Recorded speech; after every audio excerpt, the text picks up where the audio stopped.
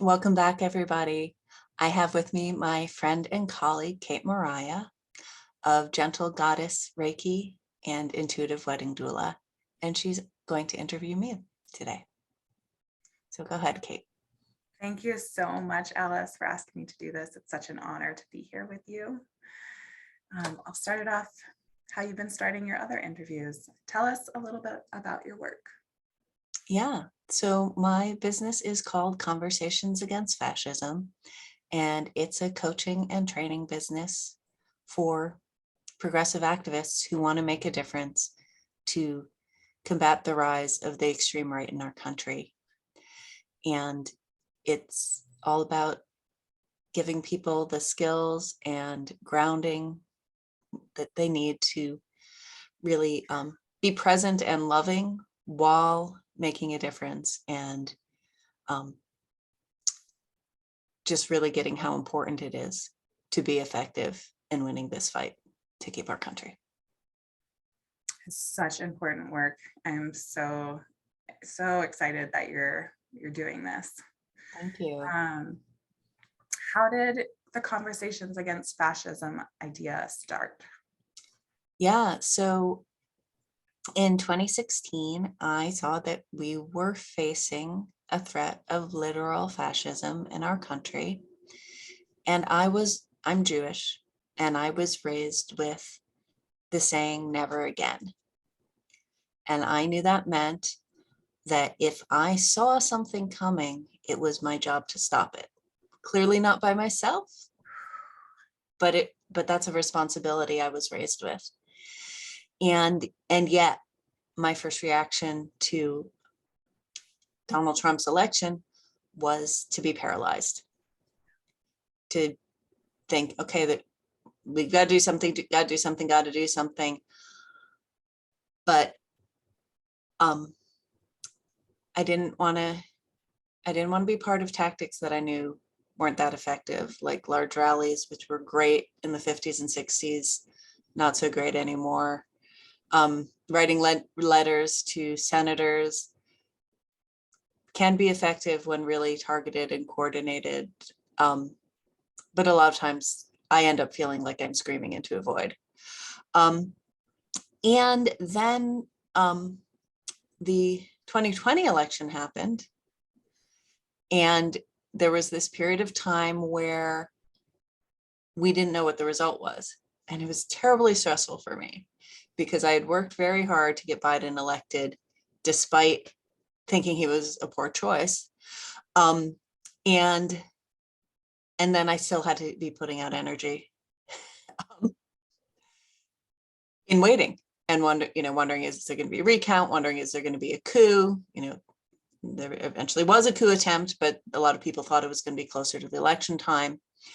And so I just brought together a bunch of my friends on Zoom to talk about what was there for us, and brought in skills that I have from nonviolent communication, and several, mostly from nonviolent communication focusing, and some other, personal growth and emotional management techniques. And just, we really got in touch with what was there for us, what we were upset about, and what reality was that we could ultimately accept in service of taking action on. And it was just it was this beautiful, touching, inspiring experience that came out of, what had been this stressful, annoying, untenable experience. And that's when I realized that I was called to do this. I was called to hold space for activists to process what's there for us, process what's happening in the world, and create a space where we can be grounded and creative to make the difference that needs to be made here. I so resonate with what you're sharing, and that sense of it was almost like a shock, so shocked that you're just frozen. And Yeah, it was shock, denial, like I feel like I went through all of those pieces as well. And I think you're so spot on with, you got to get back in touch with yourself before you can help connect with anyone else. Yeah, I mean, we can be active from a more superficial place and make a difference on ordinary issues. Mm. But this issue is just too big for us to come from someplace ordinary. Will you talk a little bit more about that? About the issue or about ordinary versus About not ordinary? why this issue requires us to Yeah. come from a different place. Yes. Why? It's a good question.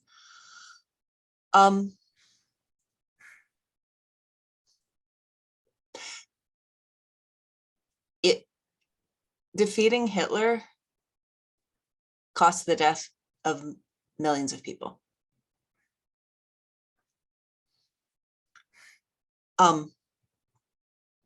These forces are very, very strong and very hard to beat.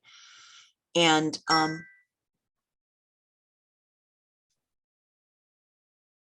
it's not okay to lose. I mean, all these other things, it's also not okay to lose. And I know that, but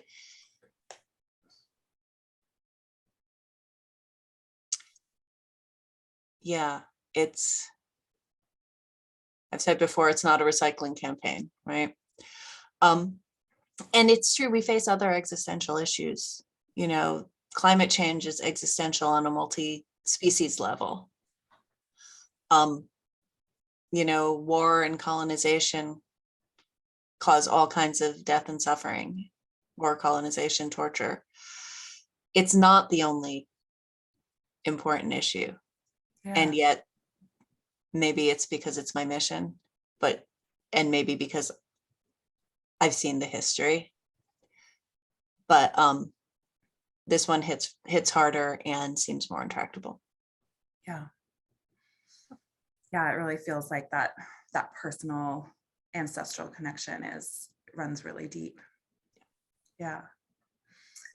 So why this interview series? What's your focus for organizing this particular piece? Yeah, it's really easy to feel powerless or, to be active and trying, but not really grounded. And my intention is for people to know they're not alone, feel empowered, know you really can make a difference, and leverage both love and power at the same time. We tend to think it's one or the other. And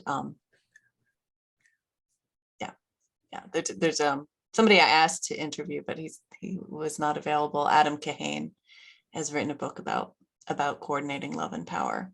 And just, it's an opportunity to draw attention to, like I said, the ways that personal growth approach can support progressive activism, rather than doing either in isolation, which seems logical, but really can leave either approach bankrupt. Right. And also takes more time if you're jumping from one to the other. And That's time true too. is of the essence right now. Yep. It really is. So why the title, Finding Solid Ground in a Spiraling World? Yeah, well, it not just with rising fascism, but in general, I think a lot of Americans are feeling, especially Americans who had the privilege to feel like the world was standing still before, are feeling like things are spiraling out of control. We've had this COVID pandemic. A lot of people have gotten used to it, but it's been very disruptive. We've had some uprisings that have gotten as far as they got and then been squashed or partially squashed. And then Supreme Court rulings, laws being put on the books that we never thought would be there.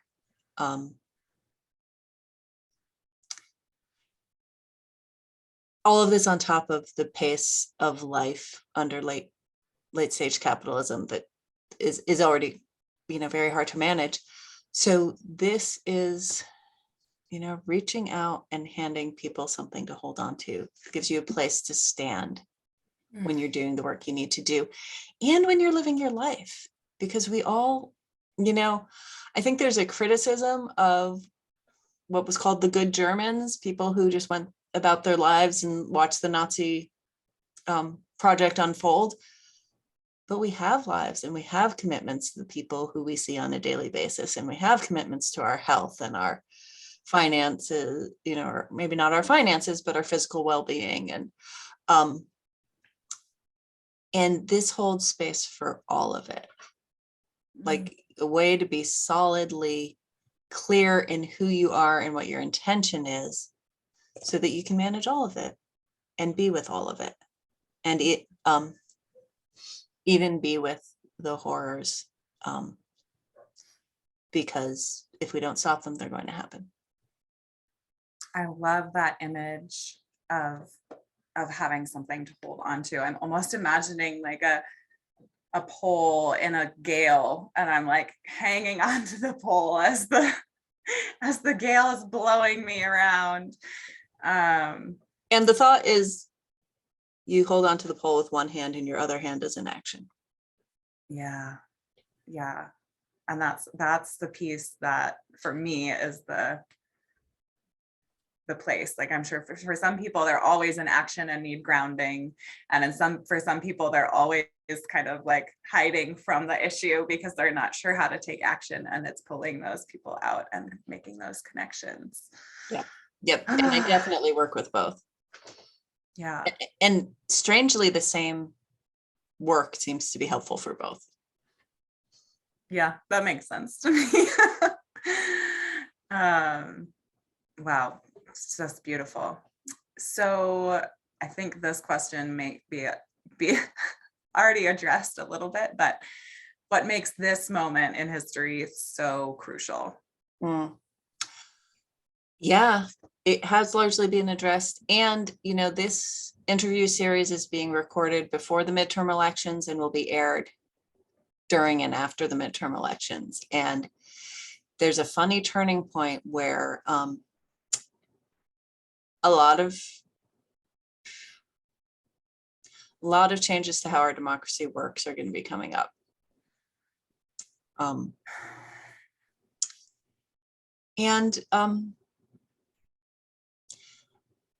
Oh, I guess the one thing that I want to add about crucial moment in history, I think a lot of people have their eye on 2024 elections. Will Trump get reelected? Will Ron DeSantis get elected? And, I'm getting into partisan politics here, which it has not been a big part of this summit, but will somebody who's carrying the fascist program become president in 2 years is on a lot of people's minds. And, there are lots and lots of things in the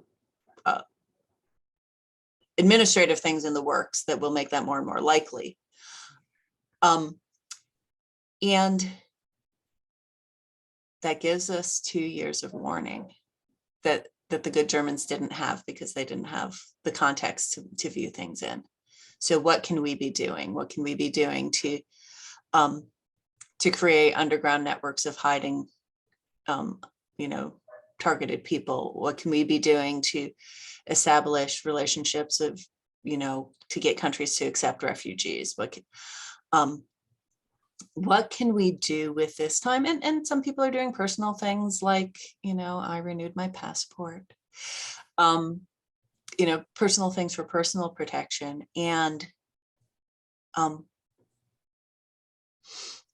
so this is our, probably our last chance to reverse the tide or stop the tide. And it's also our last chance to be prepared for to be building rafts, as my friend Sarah Ferrer once said. So yeah, that's a really interesting perspective. I'm still soaking that in, the 2 years of mourning. and preparation. More, And yeah. action. Morning has to be faster so that Yeah. we can, I mean, morning is a huge part of my work. I never do an activity. I never have a discussion or workshop that doesn't include a few minutes of morning. Yeah. And we need to accelerate our morning so we can move on to the next thing. Yeah.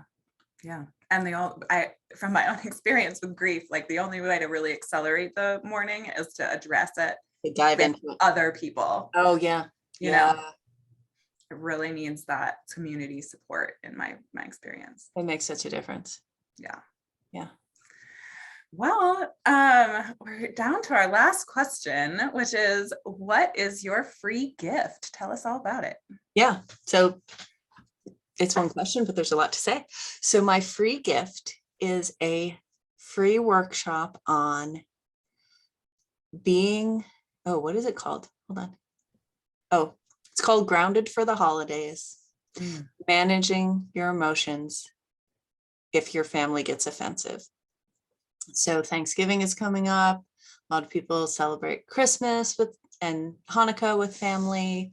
And even if you don't honor either of those holidays, you may have more vacation time than usual and be spending more time with your family than usual. And